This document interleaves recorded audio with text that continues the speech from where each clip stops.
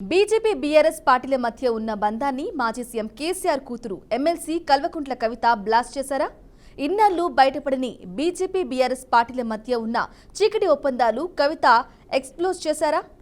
BJP BRS ఒక్కటేనంటూ గత కొన్ని సంవత్సరాలుగా కాంగ్రెస్ చేస్తున్న ఆరోపణలు నిజమేనని కవిత చెప్పకనే చెప్పేశారా? బీఆర్ఎస్ ను బీజేపీలో విలీనం చేయడానికి కేసీఆర్ చేసిన ప్రయత్నాలను అడ్డుకున్నారని కవిత చెప్పడంతో బీజేపీ బీఆర్ఎస్ ఫెవికల్ బంధం బ్లాస్ట్ అయిందా అంటే అవుననే అంటున్నారు కాంగ్రెస్ నాయకులు.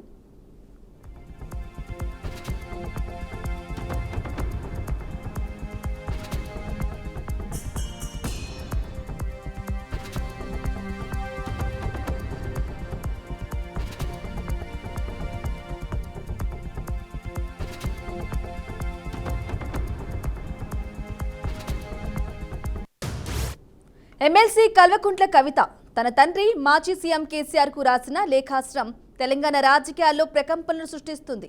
కేసీఆర్ కు కవిత రాసిన లేఖ బయటకు రావడంతో అది రాష్ట్ర రాజకీయాల్లో ఎన్నో మలుపులు తిరుగుతోంది.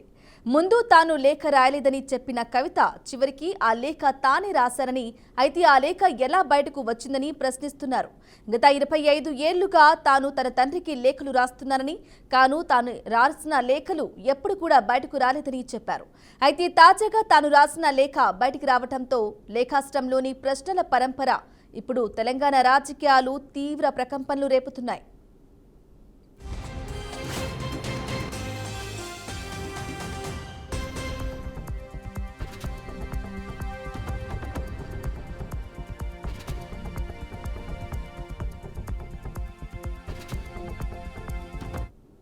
ఇక ఇదిలా ఉంటే కవిత రాసిన లేఖ, అందులో కేసీఆర్ కు ఆమె సంధించిన ప్రశ్నలు బయటికి రావడంతో మరిన్ని సంచలన విషయాలు బయటపడ్డాయి. వాటిలో బీజేపీ బీఆర్ఎస్ పార్టీల మధ్య ఉన్న సంబంధాలను కవిత చెప్పకనే చెప్పారు. గత కొన్ని సంవత్సరాలుగా బీజేపీ బీఆర్ఎస్ పార్టీల మధ్య చీకటి ఒప్పందాలు ఉన్నాయని కాంగ్రెస్ పార్టీ నేతలు ఆరోపిస్తూ వచ్చారు. అయితే వాటిని ఎప్పటికప్పుడు అటు బీజేపీ పార్టీ నేతలు ఇటు బీఆర్ఎస్ పార్టీ నేతలు ఖండిస్తూ వస్తున్నారు. పైగా బీఆర్ఎస్ కాంగ్రెస్ పార్టీల మధ్య చీకటి ఒప్పందాలున్నాయని అటు బీజేపీ నేతలు ఆరోపిస్తే, కాదు కాంగ్రెస్ కు చెందిన రేవంత్ రెడ్డి, బీజేపీకి చెందిన ప్రధాని మోదీకి మధ్య ఫెవికల్ బంధం ఉందని ఇటు బీఆర్ఎస్ నేతలు ఆరోపిస్తూ వచ్చారు.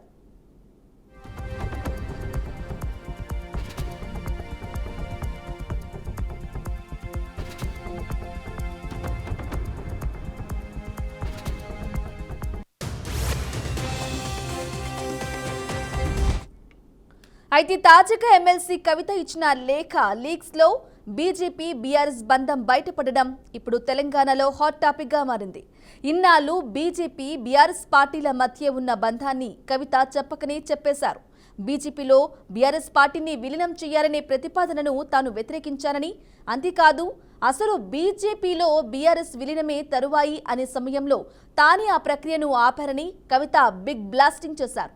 దీంతో కవిత చేసిన వ్యాఖ్యలు ప్రస్తుతం తెలంగాణ రాజకీయాలను కుదిపేస్తోంది. అయితే మొన్నటిదాకా గులాబీ పార్టీని బీజేపీకి బీ టీం అని కాంగ్రెస్ అంటుంటే, ఆ రెండు పార్టీలు ఒక్కటేనంటూ కాషాయ దళం కౌంటర్స్ వేసేది. ఇటీవల అది ఇంకొంచెం అడ్వాన్స్ అయిపోయి ఏకంగా బీఆర్ఎస్ పార్టీని కాంగ్రెస్ లో విలీనం చేస్తున్నారని, దాంతో కేసీఆర్ మళ్లీ ముఖ్యమంత్రి అవుతారంటూ బీజేపీ నేత ఎన్వీఎస్ఎస్ ప్రభాకర్ ప్రెస్ మీట్ పెట్టి మరీ ఆరోపణలు చేశారు. అంతేకాదు బీఆర్ఎస్ ను జూన్ 2 లేదా డిసెంబర్ 9 తర్వాత కాంగ్రెస్ లో విలీనం చేసి సీఎంగా కేసీఆర్ ప్రమాణ స్వీకారం చేయబోతున్నారని తేదీని కూడా ప్రకటించారు.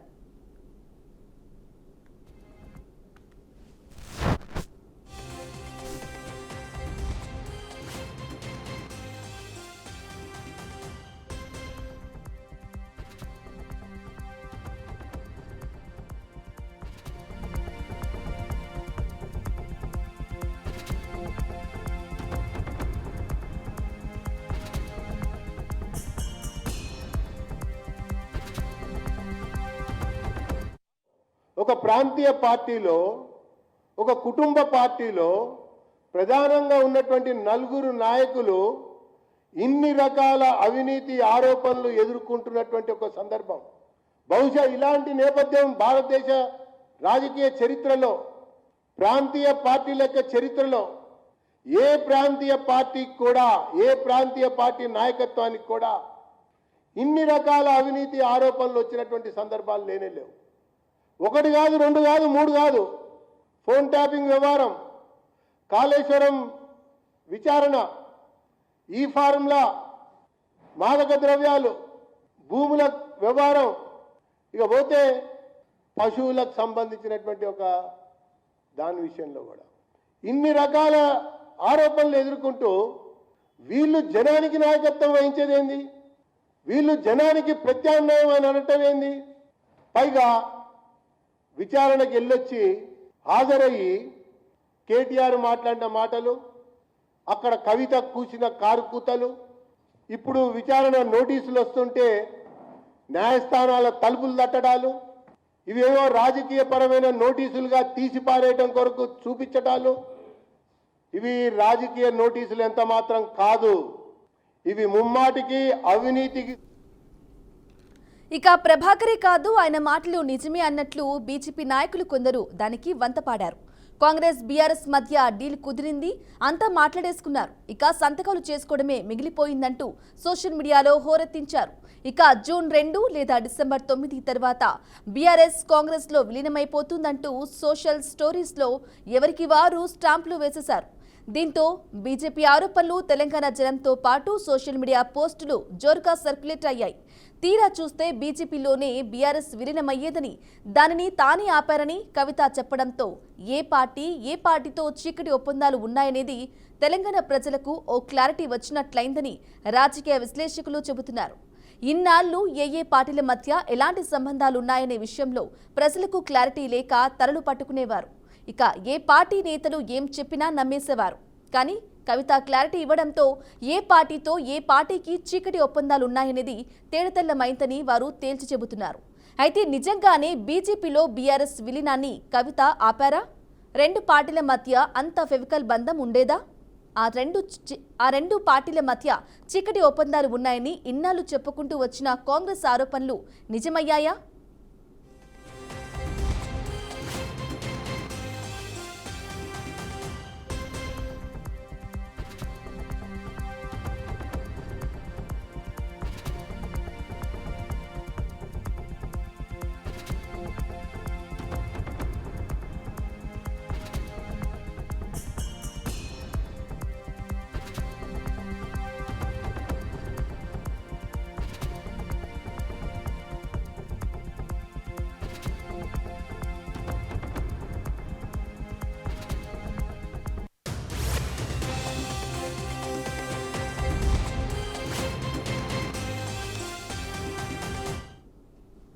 రైట్, ఇక ఇదే అంశానికి సంబంధించి వారి అభిప్రాయాన్ని తెలియజేయడానికి కాంగ్రెస్ నుంచి మనమతరాయ్ గారు అందుబాటులో ఉన్నారు. అలాగే మరొకరు కూడా అందుబాటులో ఉన్నారు. ఇక తాడూరి శ్రీనివాస్ గారు బీజేపీ నుంచి కూడా అందుబాటులో ఉన్నారు. నమస్కారం అండి ఇద్దరికి. నమస్తే అండి. ఎస్, ముందుగా మనమతరాయ్ గారు మీ దగ్గర నుంచి మొదలు పెడదాం. ఇక కేసీఆర్ కూతురు అలాగే ఎమ్మెల్సీ కవిత బీజేపీ నుంచి బీఆర్ఎస్ నుంచి విలీనం కూడా తానే అడ్డుకున్నానని చెప్తూ ఉంది. వారికి సంబంధించి మీ అభిప్రాయం ఏంటి? కవిత ఈ రోజు మాట్లాడింది కానీ కాంగ్రెస్ పార్టీ ఎప్పటి నుంచో ప్రతిపక్షంలో ఉన్నప్పటి నుంచి మొత్తుకుంటుంది. వాళ్ళిద్దరిది చీకటి ఒప్పందం, అక్రమ సంబంధం. బీఆర్ఎస్ ను బీజేపీ రాష్ట్రంలో కాపాడుతుంది. పార్లమెంట్లో ఏ బిల్లు ప్రవేశపెట్టినా ప్రత్యేక విమానాలు వేసుకుపోయి డూడు బసవన్ లేక తలూపుతున్నారు. కాంగ్రెస్ పార్టీ ప్రజలకు సంబంధించి మేలు చేసే బిల్లుల విషయంలో చర్చలు పెట్టి వాదోపవాదాలు చేసి చివరికి సంఖ్యాబలం లేకుండా కొన్నిటికి సహకరించాల్సి వచ్చింది. కాబట్టి కాంగ్రెస్ నాయకత్వాన్ని అణచివేసే ప్రక్రియలో బీజేపీ ఉన్నది. చిదంబరం గారిని జైల్లో పెట్టారు, డికే శివకుమార్ని జైల్లో పెట్టారు. మచ్చలేని సోనియా గాంధీ, రాహుల్ గాంధీనిపై వాళ్ళ నాయకుడు సుబ్రహ్మణ్యం కేసు పెట్టి వాళ్ళే విచారణ జరిపే విధంగా వాళ్ళ మీద నేషనల్ హెరాల్డ్ కేసు పెట్టారు. కానీ 10 ఏళ్లలో ఇక్కడ రేవంత్ రెడ్డి గారి మీద కూడా ఈడీ దాళ్లు, ఐటీ దాళ్లు, తర్వాత సిబిఐ దాళ్లు అని చెప్పి నానా రకాల తిప్పలు పెట్టారు. కానీ కేసీఆర్ గారి మీద వాళ్ళే రేవంత్ రెడ్డి గారు ఫిర్యాదు చేసిన పిసిసి అధ్యక్షుడి హోదాలో వాళ్ళు బీజేపీ నాయకులు ఉత్తుత్త విమర్శలు చేశారే తప్ప ఎన్నడూ కూడా ఈడీ కానీ సిబిఐ కానీ వాళ్ళ ఆ కేసీఆర్ గారు వంక చూడలేదంటే అర్థమైంది. వాళ్ళు ఎప్పుడు కూడా కలిసే ఉన్నారు. కాబట్టి బీజేపీ వాళ్ళు కూడా ఏం చేస్తారు, ఈడీ అస్త్రాన్ని తర్వాత సిబిఐ అస్త్రాన్ని వాళ్ళకు అనుకూలమైనటువంటి పార్టీల పైన ప్రయోగించరు. వాళ్ళకు వ్యతిరేకంగా ఉన్నటువంటి పార్టీలు, ప్రాంతీయ పార్టీలను మమతా బెనర్జీ మీద ఉసుగొలిపారు. అదేవిధంగా వేరే వేరే వాళ్ళని ఉసుగొలిపారు.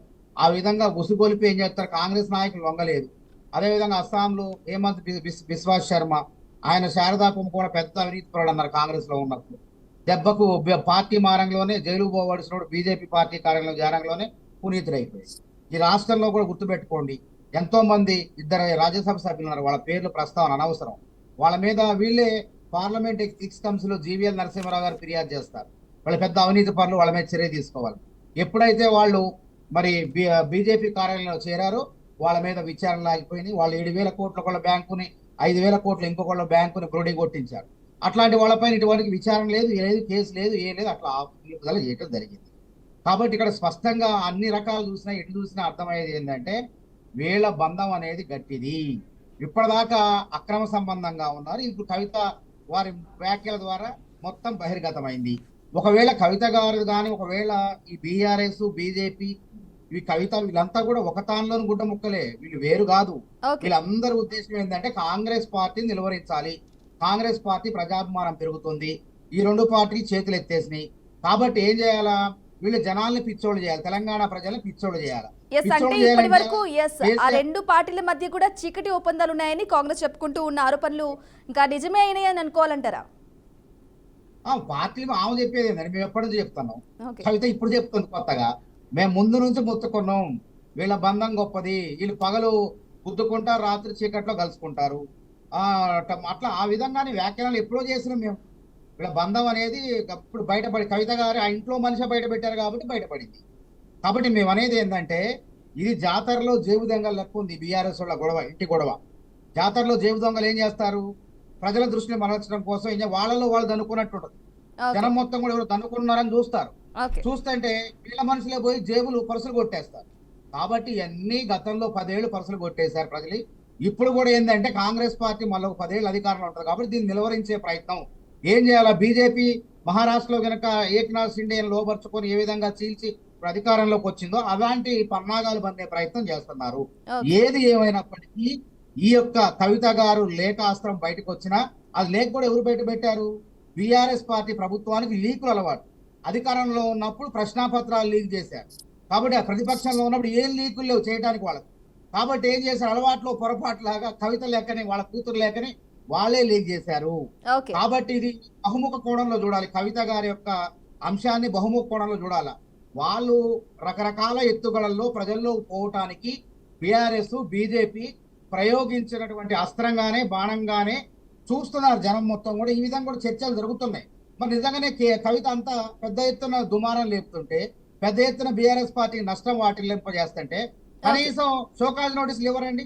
గతంలో ఆలేంద్రేంద్ర గారు, అయితే వేటు తప్పదని చెప్తూ ఉన్నారు, వేటు కూడా వేసే ఆలోచనలు కూడా ఉన్నట్టు కూడా తెలుస్తోంది. రైట్, మనవతరే గారు అలాగే డిస్కస్ చేద్దాం. బీజేపీ నుంచి తాడూరు శ్రీనివాస్ గారు అందుబాటులో ఉన్నారు. నమస్కారం అండి శ్రీనివాస్ గారు. ఎస్ చెప్పండి, మీ మధ్యలో ఫెవికాల్ బంధం ఉండేది బీజేపీకి, బీఆర్ఎస్ కు. ఆ బంధం ఇప్పుడు ఎప్పటి నుంచో మేము చెప్తున్నామని చెప్పేసి ఓవైపు మనవతరే గారు చెప్తున్నారు. మరి దీనిపై మీ అభిప్రాయం ఏంటి? ఇప్పుడు మీరు అడిగారు కాబట్టి చెప్తా ఉన్నాను విత్ ఎవిడెన్సెస్. వారు చేసిన ఆరోపణకి ఎక్కడ ఎవిడెన్స్ ఉందో వారు చెప్పలేదు. జస్ట్ ఒక పొలిటికల్ స్టేట్మెంట్ ఇక్కడ పాస్ చేసినారు అంతే. అంటే బట్టగాల్చి మీదేయడం. ఇక్కడ వాళ్ళ బంధం నేను ఏ రకంగా ఉందో నేను చెప్పే ప్రయత్నం చేస్తాను. పార్టీ స్థాపించిన తర్వాత 2004లో ఎన్నికలు వచ్చినప్పుడు ఆ రోజు ఐసీయూలో ఉన్నటువంటి కాంగ్రెస్ పార్టీ, చెతకిలబడినటువంటి కాంగ్రెస్ పార్టీకి బీఆర్ఎస్ పార్టీ మద్దతుగా 2 తోడై ఆ రోజు ఎన్నికలలో పోటీ చేయడం జరిగింది. అంటే వారి సావాసం ఆ రోజు నుంచి మొదలైంది. లేటెస్ట్ ఎపిసోడ్, గతంలో ఎపిసోడ్ చెప్పట్లేదు నేను.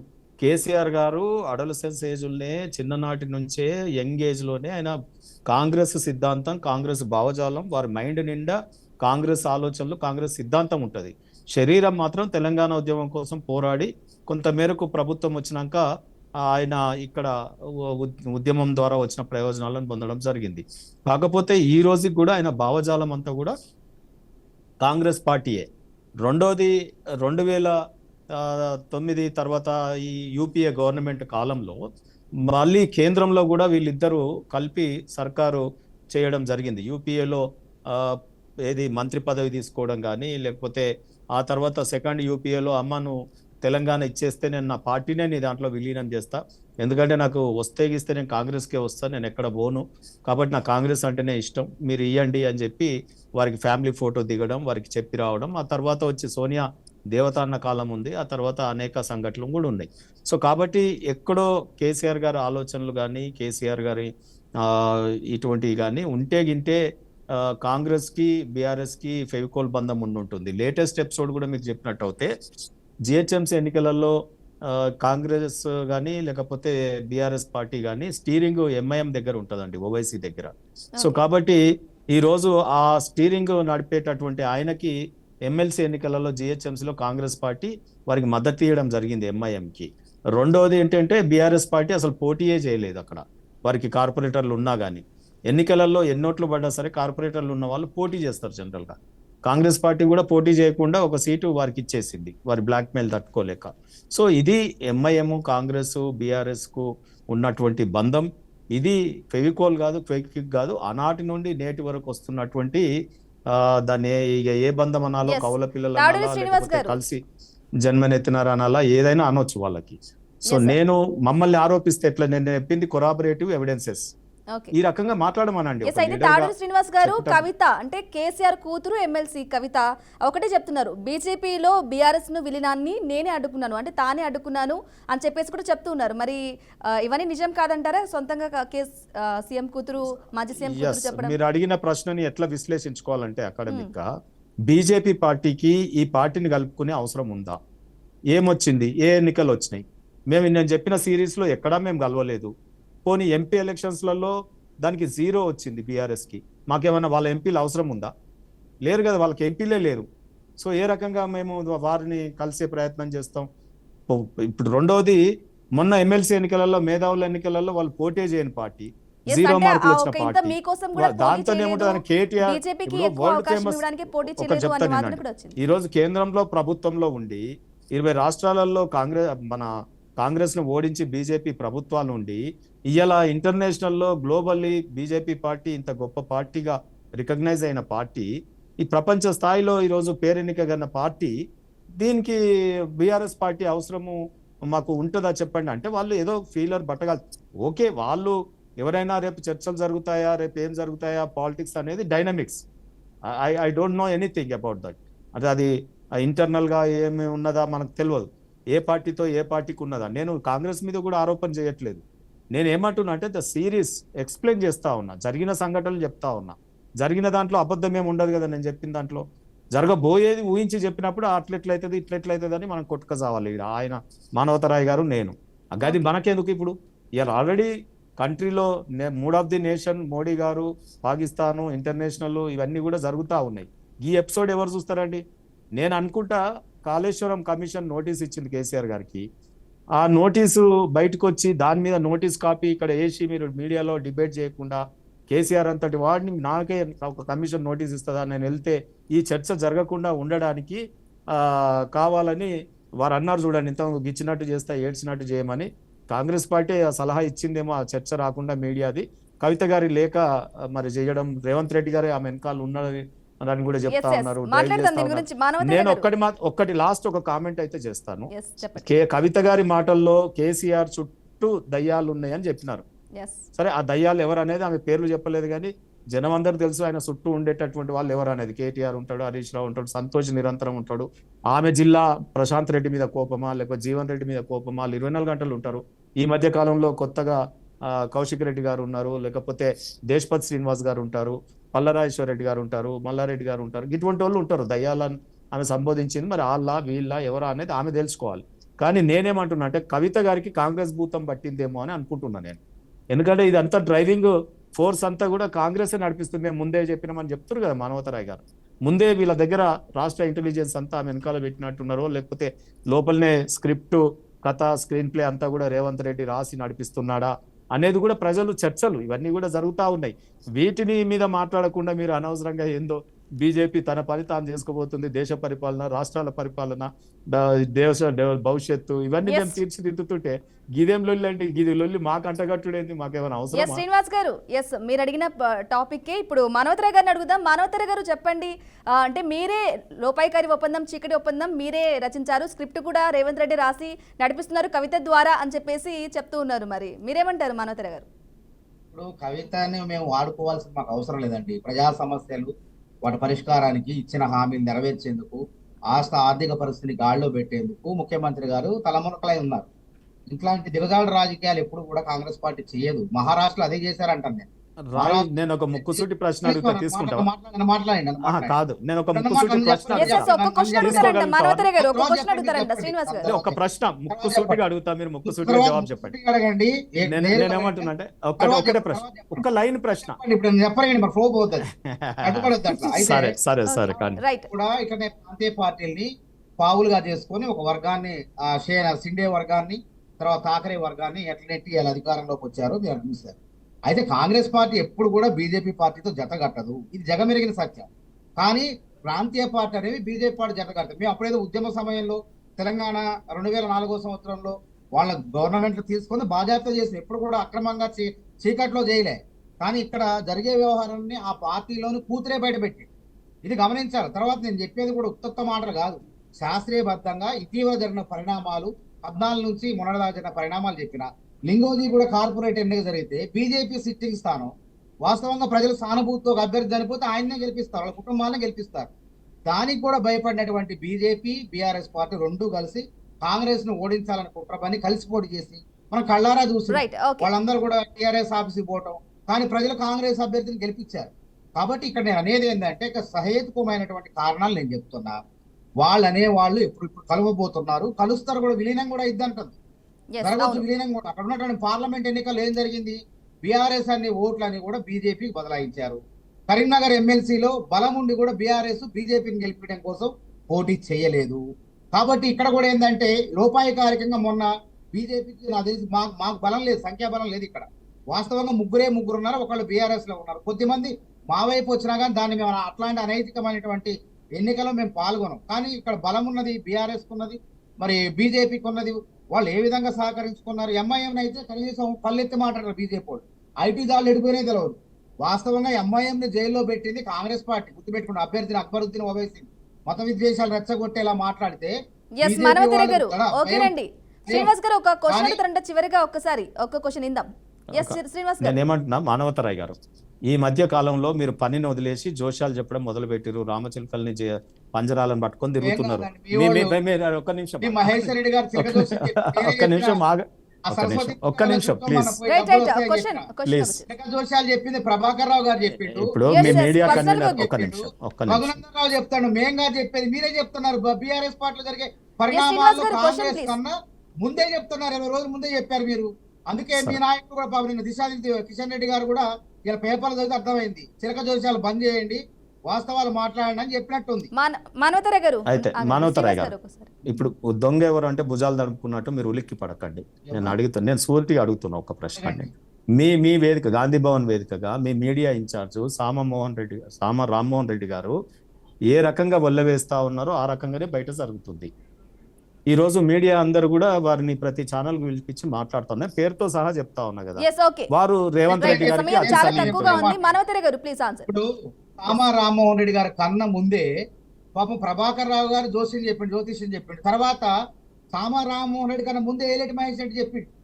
మీరు అన్నారు కదా మా గేట్లు బంద్ అయిపోయినాయి అంటే చర్చలు జరిగినట్టే కదా. మహేష్ రెడ్డి కండిషన్స్ కవిత గారు ఏమంటున్నారు, మీరేమన్నారు? ఆయన క్లియర్ గా చెప్తున్నాడు, మా డోర్లు బంద్ అయినాయి అంటే. మరి ఆ డోర్లు బంద్ అయ్యే వరకు జరిగిన చర్చలు ఏంటో బయట పెడతారా? డికే శివకుమార్ గారిని కవిత కలవలేదని మీరు చెప్పగలుగుతారా? నేను చూపించాలా కలిసినట్టు ఎవిడెన్సెస్? నేను ఏమంటున్నా అంటే ఇవన్నీ కాంగ్రెస్ పార్టీ చెయ్యంది ఏముంది, ఈ రాష్ట్రంలో అనైతిక రాజకీయాలు పెట్టింది పేరు మీది, మీ డిఎన్ఏనే స్కాములు రావటం వల్ల ఆ ఈడీ కేసులు, ఆ లక్కర్ కేసులో మాఫ్ కావు, గుర్తుపెట్టుకోండి. మీ పార్టీలో చేరితేనే, లేదంటే మీరు చెప్పినట్టు ఆడితేనే కేసులు మాయమైతే ఎందుకంటే ఇప్పుడు కనపడుతున్న కళ్ళ ముందు మీ Right, టైంలో okay. ఈడీ సిబిఐ లేదా నదులన్నీ సముద్రంలో పోయి రైట్ రైట్ మనోహర్ గారు శ్రీనివాస్ గారు కూడా ఓకేనండి కలిసేది బీజేపీ Right. పార్టీలో. కాంగ్రెస్ కాబట్టి పార్టీ కవిత గారి మీద పరిపాలన కేసు ఉంది Yes, కాబట్టి సమయం అయిపోయింది కవిత గారు ఏ విధంగా రాయ్ గారు. మాట్లాడారు చెప్పండి. కాంగ్రెస్ పార్టీ హయాంలో సిబిఐ సిబిఐ లేదు, ఈడీ లేదా? మీ హయాంలో లేవా మా హయాంలో ఇంత దుర్వినియోగం చేయలేము. ఇటువంటి రైట్ అండి ఓకేనండి థ్యాంక్ యూ అండి మీ అభిప్రాయాన్ని తెలియజేసినందుకు కాంగ్రెస్ నాయకులు మానవతరావు గారు అలాగే బీజేపీ నుంచి తాడూరి శ్రీనివాస్ గారు థ్యాంక్ యూ అండి ఇది వాళ్ళ special in depth stay tuned BRK news Telugu సత్తా.